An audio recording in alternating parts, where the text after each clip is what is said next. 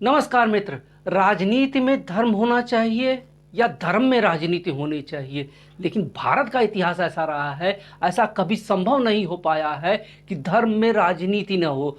खूब जमकर इस्तेमाल होता है और इसी का परिणाम है वक्फ बोर्ड संशोधन 2025। आखिर ये वक्फ बोर्ड है क्या और इसका इतिहास क्या है और ये इसमें कब कब और कौन कौन से संशोधन किए गए हैं? 2025 में वक्फ बोर्ड में कौन कौन से संशोधन किए गए हैं और क्यों किए गए हैं, और आखिर इसका विरोध क्यों किया जा रहा है? असल में जो वह लड़ाई है यह हिंदू मुसलमान के बीच में है या नेता व जमीन को लेकर के है? और इस समय कौन सा संशोधन बिल पारित करना चाहिए था?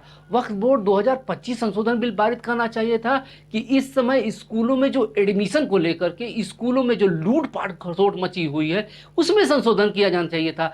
आखिर धर्म के नाम पर कब तक बेवकूफ़ बनाया जाएगा? अमेरिका जो टैरिफ लगा रहा है कि उस पर ऊपर चर्चा होनी चाहिए थी कि वक्फ बोर्ड की जमीन को लेकर चर्चा होनी चाहिए थी? इस प्रश्न का उत्तर आप लोग कमेंट में बॉक्स में अवश्य बताइएगा। तो मैं अपनी कवर स्टोरी को आप लोगों के सामने स्टार्ट करना चाहूँगा। तो मित्र, आप सभी का मेरे यूट्यूब चैनल मेरे विचार में हार्दिक स्वागत व अभिनंदन है। और अगर मित्र आप पहली बार मेरे यूट्यूब चैनल पर आए हैं तो कृपया मेरे चैनल को लाइक सब्सक्राइब कर दीजिए ताकि आपकी मित्रता और मेरी मित्रता बनी रहे। तो मित्र, सबसे बड़ी बात है कि मैं आपसे इस कहानी की शुरुआत करूं उसके पहले एक प्रश्न पूछना चाहूँगा, क्योंकि यह प्रश्न बहुत ही इम्पोर्टेंट है और इसका उत्तर मुझे नहीं मिल पा रहा है। मैं आपसे पूछना चाहता हूं कि 2000 से लेकर 2025 तक अगर आपका कोई जानने वाला वक्फ बोर्ड में दान किया हो और वक्फ बोर्ड ने किसी को कोई लाभ पहुंचाया हो तो उसके बारे में मुझे प्लीज़ कमेंट बॉक्स में लिख कर बताइएगा, जिससे मैं जिसने भी दान किया है आने वाले वीडियो में मैं उसका नाम लेना चाहूँगा, उसके बारे में लोगों को बताना चाहूँगा, क्योंकि लोगों की भलाई के लिए उसने दान किया है। उस व्यक्ति का बहुत ही बड़ा महत्व है और जिसको लाभ मिला है उसका भी मैं नाम लूँगा, जिससे कि मैं उसका नाम अवश्य बताऊँगा।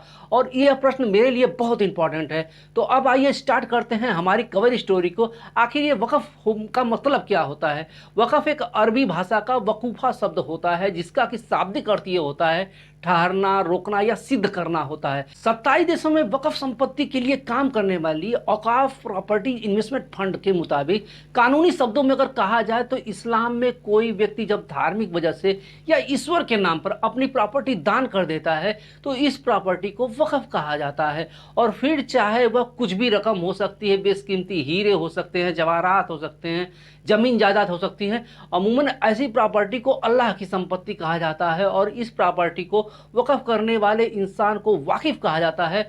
और वाकिफ़ यह शर्त रख सकता है कि उसकी संपत्ति से होने वाली आमदनी सिर्फ पढ़ाई पर, अस्पताल पे खर्च हो, चाहे तो वो इसके अलावा मस्जिद, अनाथालय, कब्रिस्तान पे भी खर्च हो सकती है। इसमें जो 4 फैक्टर जो सबसे इंपॉर्टेंट होते हैं, पहला वक़्फ़ संपत्ति जिसे कि अल्लाह के नाम पर दान कर दिया जाता है, दूसरा वाकिफ़ वह व्यक्ति जो जिसने संपत्ति दान की हुई है, और तीसरा व्यक्ति होता है मुतल्लबी, वह व्यक्ति होता है जो संपत्ति का प्रबंध करता है, चौथा होता है वह होता है वक़्फ़ बोर्ड, इन संपत्तियों का प्रबंधन व निगरानी करता है। पहले मैं आपको इसके बारे में थोड़ा सा इतिहास बताना चाहूँगा, यह संस्था कैसे काम करती है इसके बारे में मैं आपको बताना चाहता हूँ। मान्यता के अनुसार पैगंबर मोहम्मद साहब के समय 600 खजूर वाले एक पेड़ के बागान था जिससे कि होने वाली आमदनी को मदीना के गरीबों में मदद के लिए बांट दिया जाता था। यह किसी व्यक्ति ने उनको दान किया हुआ था और इतिहास में यह पहला उदाहरण मिलता है वक़्फ़ का।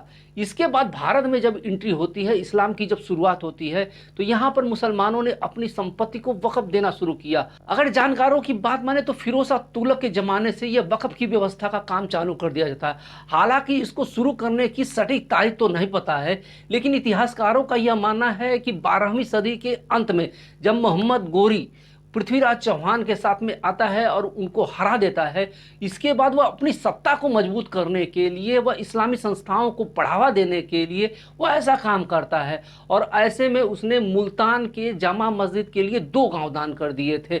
इसके बाद भारत में वक़्फ़ के पहला उदाहरण माना जा सकता है। इसके बाद चालू होता है मुगलों का दौर और वक़्फ़ को मजबूत करने के लिए बाबर और अकबर ने अपने समय में इसको संगठित करने का प्रयास किया। अकबर ने भी अपनी धार्मिक कार्यों के लिए जमीन दान की। इससे भी वक़्फ़ की बात पता चलती है और इस तरह से इल्तुतमिश के वक्त में इसकी नींव रखना माना जाता है। लेकिन धीरे धीरे यह प्रथा का विकास होता है और इस्लाम को वक़्फ़ को नमाज और ज़कात की तरह ज़रूरी बता दिया गया है। भारत में यह परंपरा लगभग 1400 वर्षों से चली आ रही है। इसके बाद आते हैं अंग्रेज। अंग्रेजों ने क्या किया, भारत में वक्फ बोर्ड के साथ ने उन्होंने क्या किया, मैं आपको बताऊंगा। बस आप मेरे साथ में बने रहिए। इसके बाद ब्रिटिश राज का दौर चालू होता है। ब्रिटिश राज में लंदन के प्रीवी प्रीवेंस काउंसिलिंग ने चार्ज के दौरान, ब्रिटिश राज के दौरान, ये वक्फ कानून को अमान्य घोषित कर दिया जाता है। लेकिन बाद में 1913 में मुसलमान वक्फ कारण अधिनियम 1913 लागू किया जाता है और चारों जजों के फैसले को पलट के रख दिया जाता है। और वह इसलिए किया जाता है क्योंकि मुसलमान को नाराज नहीं किया जा सकता है और उनका महत्व अंग्रेज बहुत अच्छी तरीके से जानते थे। बाद में भारत आज़ाद होता है। 1994 में आज़ादी के बाद भारत ने वक्फ अधिनियम लागू होता है और यह एक अलग कानून बना जाता है। इससे वक्फ बोर्ड एक सरकारी संस्था के रूप में स्थापित कर दी जाती है। 1964 में पहली बार सेंट्रल वक्फ बोर्ड काउंसिल बना जाती है। आखिर ये वक्फ बोर्ड काउंसिल की संरचना क्या होती है, वह कैसे काम करता है, आइए जानते हैं। वक्फ बोर्ड जो होता है वो दो भागों में डिवाइड होता है। पहला भाग जो होता है वह सेंट्रल वक्फ काउंसिल होता है और दूसरा होता है स्टेट वक्फ काउंसिल होता है। सेंट्रल वक्फ काउंसिल में जो होता है वह भारत के सभी राज्यों के बोर्ड की निगरानी करता है और इसका जो गठन होता है वह केंद्र सरकार के मिनिस्ट्री ऑफ माइनॉरिटी अफेयर्स द्वारा किया जाता है। और इसमें जो सदस्य की नियुक्ति की जाती हैं उसका जो अध्यक्ष होता है वह भारत सरकार के प्रधानमंत्री के रिक्वेस्ट पर किया जाता है। इसमें कुल 20 सदस्य होते हैं।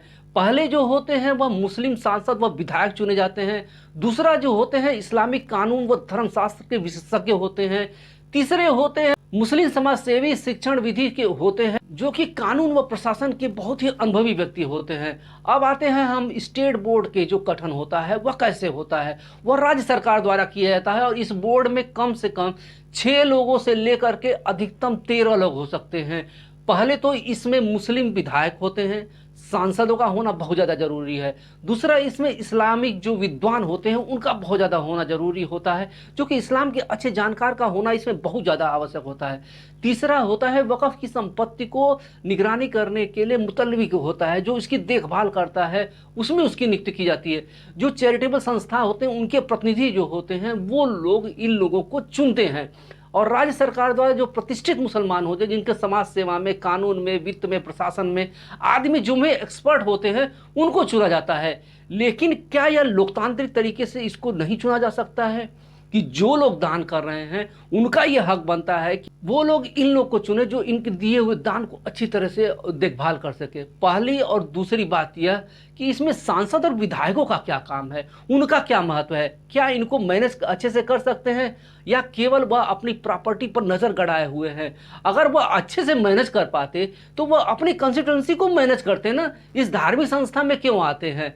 यह एक बहुत बड़ा प्रश्न है और यह एक राजनीतिक व्यक्ति एक धार्मिक संस्था में क्या कर रहा है, यही सबसे बड़ा प्रश्न है। पूरी समस्या का जड़ यही है और मेरे विचार से यह है कि उस मुद्दे पर कि नेता लोग इस वक्त बोर्ड में इतना इंटरेस्ट क्यों ले रहे हैं। और नेताओं का सबसे बड़ा इस बोर्ड में इंटरेस्ट इसलिए है क्योंकि इसकी संपत्ति है। इसके पास जो टोटल संपत्ति है वो 9.4 लाख एकड़ जमीन है। इतनी जमीन है कि दिल्ली जैसे 3 शहर बसाए जा सकते हैं, क्योंकि बोर्ड में राजनीति घुसी हुई है। बोर्ड में जो बदलाव किया जा रहा है उसके प्रमुख कारण कौन कौन से हैं, जमीन पर किसने और कितना दावा किया हुआ है। आखिर बोर्ड में इतनी ज्यादा संपत्ति होने के बावजूद भी, इतने लोगों को नियुक्त करने के बावजूद भी सरकार को मात्र 200 करोड़ रुपए मिलते हैं। सरकार कहती है कि इस 200 करोड़ को हम 1600 करोड़ रुपए में करके दिखाएंगे जो कि मुसलमानों के लाभ करने में यूज आएंगे। 2006 में जस्टिस सच्चर कमेटी ने एक रिपोर्ट जारी की और उन्होंने सिफारिश की, इसके आधार पर उसमें बदलाव किया जा रहा है। सरकार का कहना है कि इस बिल का मकसद धार्मिक संस्थाओं में हस्तक्षेप करना बिल्कुल भी नहीं है और इस बिल से वह मुस्लिम महिलाओं और पिछड़े मुसलमानों को वक्फ बोर्ड में हिस्सेदारी देने के लिए है और इसमें वक्फ प्रॉपर्टीज को 6 महीने के भीतर निपटाने का प्रावधान है। इससे इसमें भ्रष्टाचार का कम हो जाएगा, जो सबसे बड़ी बात है। आखिर इसमें इतना बड़ा बदलाव क्यों किया जा रहा है, क्योंकि प्रॉपर्टी का जो मालिकाना हक है उसमें 31,000 केस पेंडिंग है। WMSI पोर्टल पे 58,000 केस पेंडिंग है। जो अलग अलग राज्य हैं वहाँ पे 12,700 केसेस बाकी हैं। केस ट्रिब्यूनल में 18,000 केसेस बाकी हैं और सुप्रीम कोर्ट में 156 केसेस हैं और 4.35 लाख जो संपत्तियां हैं उनके मालिकाना हक का तो पता ही नहीं है। तो मित्र बताइए क्यों ना इसमें सुधार किया जाए? क्या इसमें सुधार नहीं किया जाना चाहिए?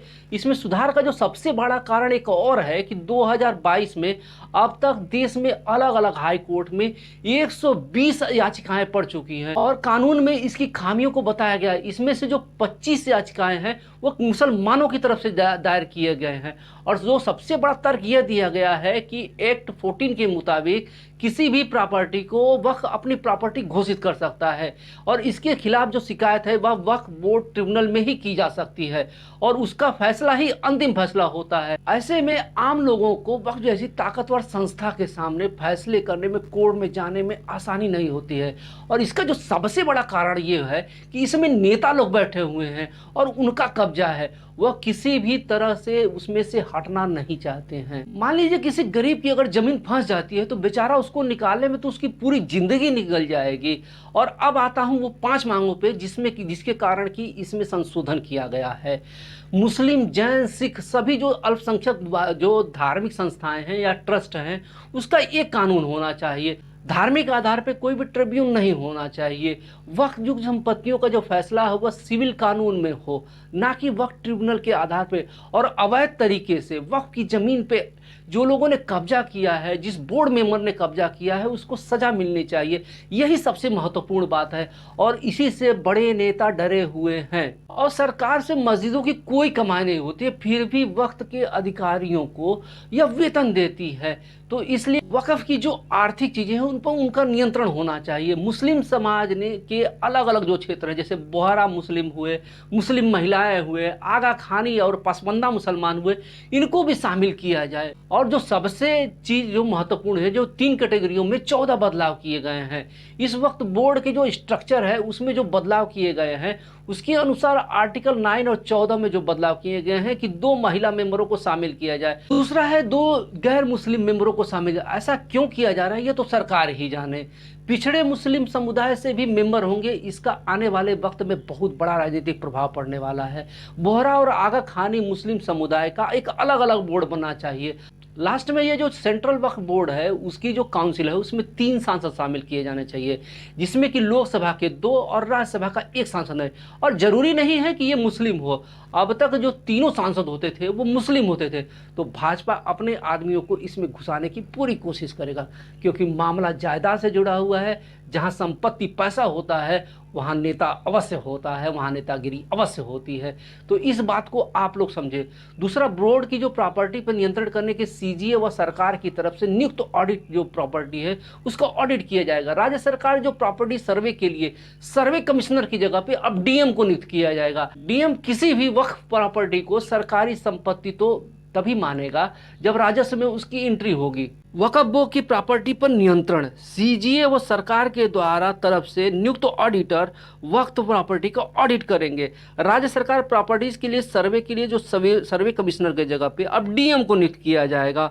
और बोर्ड को प्रॉपर्टी जिला कलेक्टर की ऑफिस में रजिस्ट्री करानी होगी। कलेक्टर किसी भी वक्फ प्रॉपर्टी को सरकारी संपत्ति मानता है तो उसे राजस्व रिकॉर्ड में बदलवा कर राज्य सरकार को इसको रिपोर्ट करने होगी। और जब तक कलेक्टर किसी भी विवादित प्रॉपर्टी को रिपोर्ट नहीं देता है उसे वक्फ बोर्ड की प्रॉपर्टी नहीं माना जाएगा।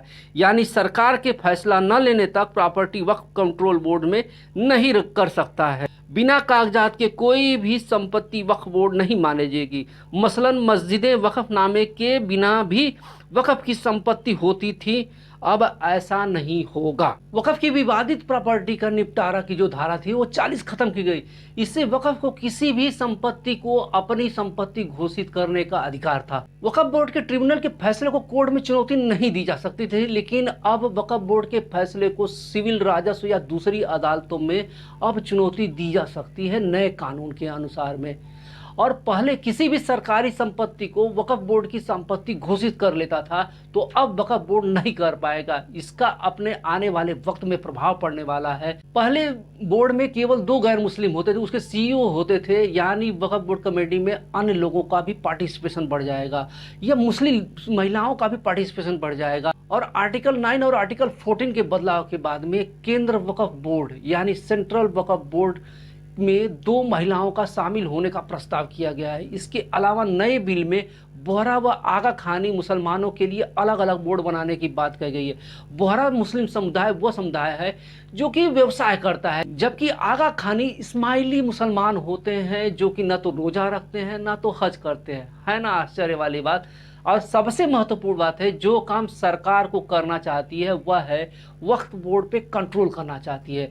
वक्फ बोर्ड के मैनेजमेंट में बदलाव करके गैर मुस्लिम की एक्सपर्ट की शामिल करके सरकारी अधिकारियों के माध्यम से वह ऑडिट करके पैसे व संपत्ति के हिसाब किताब और को ट्रांसपेरेंट करना होगा। और केंद्र सरकार और इसके जरिए वह इस पर नियंत्रण करने का प्रयास कर रही है। चौथा जो सबसे बड़ा बदलाव यह देखने में आने वाले वक्त में मिलेगा, जिससे कि बहुत सारे झगड़े चालू हो जाएंगे। राज्य सरकार और केंद्र सरकार जो संपत्ति है उसमें तो इंटरफेरेंस नहीं करेगी, लेकिन जो कानून में बदलाव किया गया है उसके साथ में वक्फ बोर्ड की जो संपत्ति है जिला कलेक्टर यानी डीएम के दफ्तर में रजिस्टर्ड कराने की है, ताकि संपत्ति के मालिकाना हक की जांच की जा सके और इनको राजस्व विभाग में भी एंट्री करवाने होगा। वक्फ में एक जो नियम है कि मुंह से भी बोल करके वक्फ किया जा सकता था। वक्फ ट्रिब्यूनल बोर्ड के जो सदस्य दो सदस्य होंगे, ट्रिब्यूनल बोर्ड के फैसले जो होते थे उस फैसले को 90 दिन के अंदर में हाई कोर्ट में चुनौती दी जा सकती है।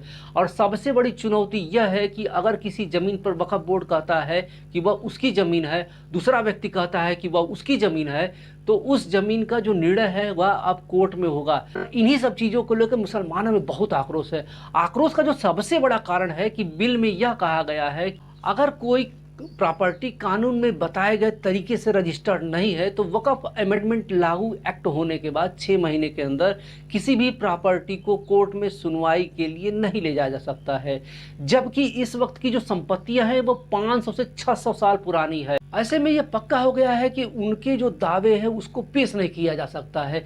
इसलिए मुसलमान बहुत डरे हैं, कहीं उन्हें कब्रिस्तान, मस्जिद, वो जो स्कूल है वो कानूनी विवादों में न फंस के रह जाए। और नए एक्ट की धारा 107 हटाने से वक्फ प्रॉपर्टीज के 1963 के लिमिटेशन एक्ट के दायरे में आने का प्रावधान है।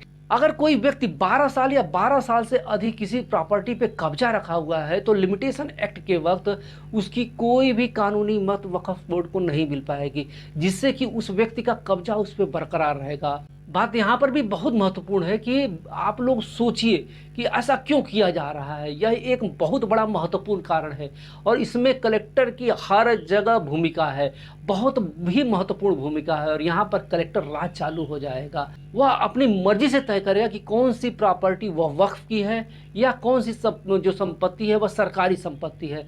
सरकारी पचड़े में जो जमीन एक बार फंस जाती है उसको निकालना बहुत मुश्किल हो जाता है। और इसके बाद जो सबसे बड़ा बदलाव किया जा रहा है वह है वक्फ बाय यूजर हटाने का प्रावधान। दरअसल जो इस्लामिक परंपरा है, कोई भी व्यक्ति मौखिक रूप से वक्फ को जमीन अपनी प्रॉपर्टी दान कर सकता है, वह मस्जिद के मामले में आम है। जबकि बिल जो आएगा उस वक्त में यह डेट में प्रॉपर्टी नहीं बनाई जा सकती है। सबसे बड़ा कारण है कि यहाँ पर जो वक्फ ट्रिब्यूनल बोर्ड का कोड को लगभग ख़त्म ही कर दिया गया है। एक तरफ से उसका कोई मतलब नहीं है, क्योंकि जो फैसला होगा, क्योंकि उस फैसले के खिलाफ में 90 डेज के अंदर में कोर्ट के अंदर जो है उसको वह पूरी डिटेल्स देनी होगी, यह बात समझाना होगा। तो आप लोगों को यह समझना होगा कि यह हिंदुओं के खिलाफ नहीं है, यह मुसलमानों के खिलाफ नहीं है। दरअसल यह जो कानून है वह कानून नेताओं के खिलाफ है। यह नेता वर्ष नेताओं द्वारा हड़पी गई संपत्ति के खिलाफ है। अब तक कांग्रेस ने जितनी संपत्तियां हड़पी हैं, हड़प चुके हैं। अब बारी आती है बीजेपी के, उसे भी उसका हिस्सा मिलना चाहिए। और यही सारा खेल है। बस आप लोग इस खेल को समझने की कोशिश कीजिए। आप अपने आप को, अपने परिवार को, अपने समाज को सुरक्षित रखिए। अपने दिमाग से सोचिए कहीं आप गलत तो नहीं कर रहे हैं। मुझे उस वक्त का इंतजार रहेगा जब राइट टू एजुकेशन के बारे में बात होगी, जब राइट टू हेल्थ के बारे में बात होगी और इस प्रकार का कोई विधेयक पास किया जाएगा। जिस प्रकार की लूट खसोटी इस समय मची हुई है स्वास्थ्य को लेकर के, शिक्षा को लेकर के, उस पर विधेयक बनना चाहिए, न कि इस प्रकार के विधेयक बनना चाहिए। इस प्रकार का नेताओं को अपना टाइम पास करना चाहिए, संसद का पैसा खर्च करना चाहिए, लोगों के जो टैक्स का पैसा है वो खर्च करना चाहिए, बल्कि लोगों के भलाई के लिए काम करना चाहिए। लोगों की भलाई के लिए जो एक्ट बनाए जा सकते हैं, जो संविधान बनाए जा सकते हैं, जो कानून बनाए जा सकते हैं, उन पर ध्यान देना चाहिए, न कि अपनी संपत्ति को बढ़ाने के लिए वो लोग जो कर रहे हैं वो करना चाहिए। धन्यवाद।